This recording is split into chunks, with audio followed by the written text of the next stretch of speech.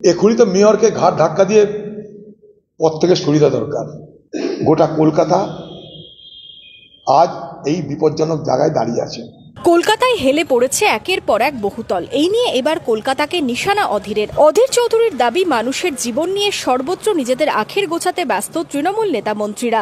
যারা কর্পোরেশন চালায় বা প্ল্যান পাশ করে তার বিরুদ্ধে ব্যবস্থা নেওয়া হচ্ছে কোথায়? বহরমপুরের সাংবাদিক বৈঠকে প্রশ্ন তুললেন অধীর চৌধুরী।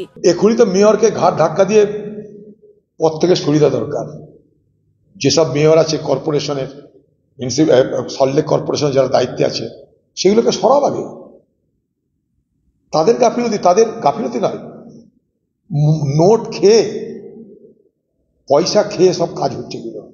মানুষের জীবন নিয়ে, মানুষের গৃহ নিয়ে, আবাস নিয়ে, সর্বত্র এইভাবে মানুষের স্বার্থকে জলাঞ্জলি দিয়ে শুধুমাত্র নিজেদের আখের গোছাতে ব্যস্ত তৃণমূলের নেতা মন্ত্রীরা। যারা কর্পোরেশন চালায় তাদের বিরুদ্ধে ব্যবস্থা কই?